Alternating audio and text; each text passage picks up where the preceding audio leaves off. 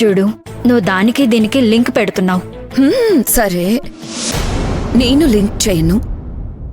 కానీ మీరు నిజం చెప్పండి, మీకు రమ్యని కోడలుగా చేసుకోవడం నిజంగా ఇష్టమేనా?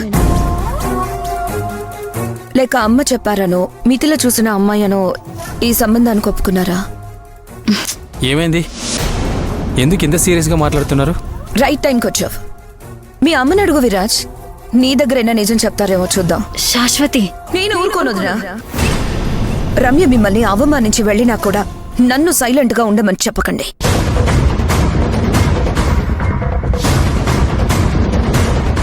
ఏంటి, రమ్య అమ్మను అవమానించిందా? అదేం లేదు విరాజ్. శాశ్వతి చెప్పింది నువ్వు సీరియస్గా తీసుకోకు. విషయం విన్న తర్వాత సీరియస్గా తీసుకోవాలో వద్దా అనేది విరాజ నిర్ణయించుకుంటాడు. అసలు ఏమైంది, ఎవరో ఒకరు చెప్తారా?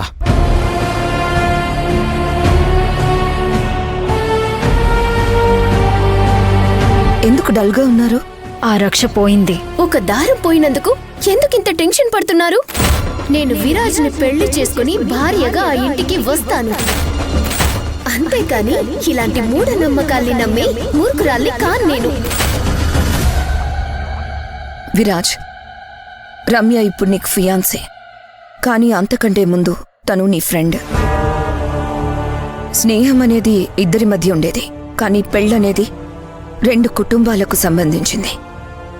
ఆలోచించు. నువ్వు చిన్న విషయాన్ని పెద్దది చేసి వాడికి లేనిపోని ఆలోచనని తీసుకురాకు.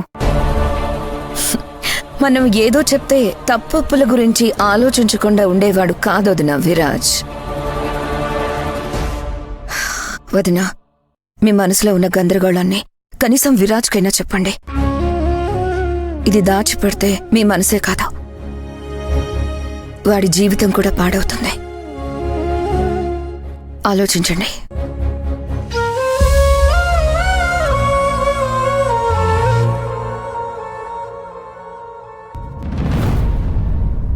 విరాజ్, ఒక ఇన్సిడెంట్ నుంచి ఎవరిని అంచనా వేయకూడదు. శాశ్వతి మాటల్ని సీరియస్గా తీసుకోకు. నాకు చాలా పనుంది, నేను వెళ్తాను. అమ్మా, ఆగమ్మా. అమ్మా, నిజం చెప్పు, రమ్య నీకు సరైన కోడలు అనిపిస్తుందా? చూడు విరాజ్, మీరు చిన్నప్పటి నుంచి బెస్ట్ ఫ్రెండ్స్.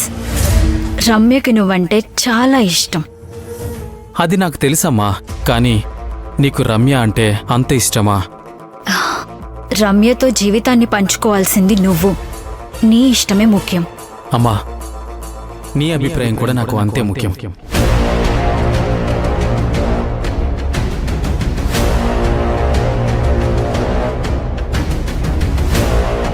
చూడమ్మా, ఇప్పటి వరకు నువ్వు నా కోసం మంచి చేసావు, కానీ ఇప్పుడు నువ్వు నీ మనసులో అనుమానాలు పెట్టుకొని అంతా బాగుందని నీకు నువ్వు అనుకోవడం అవసరం లేదు.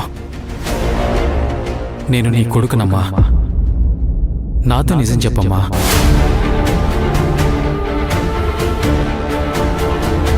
దీనివల్ల నీ మనసు బాధపడితే? చెప్పకపోతే నాకెలా తెలుస్తుంది? రమ్య నీకు సరి అయిన జోడి అని నాకు అనిపించట్లేదు విరాజ్.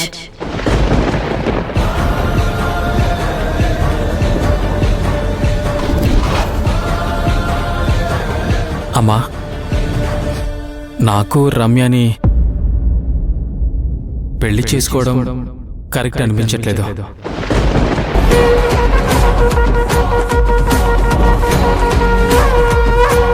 రమ్య నాకు ఫ్రెండ్గా ఓకే, కానీ భార్యగా కాదమ్మా.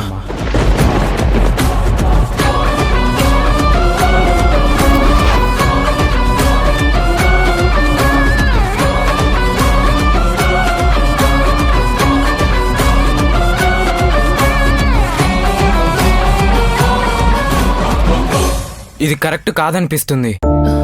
అక్క మోకాల నొప్పులతోనే పనికి వెళ్ళిందా? ఛా, ఎంత అలసిపోయిందో ఏమో. చెప్తే వినలేదు దత్తు, లీవ్ పెట్టడానికి కుదరదంది. ఊరంతా అప్పులు చేసింది, కష్టపడకపోతే ఎలా? ఆ భయంతోనే వెళ్ళుంటుంది.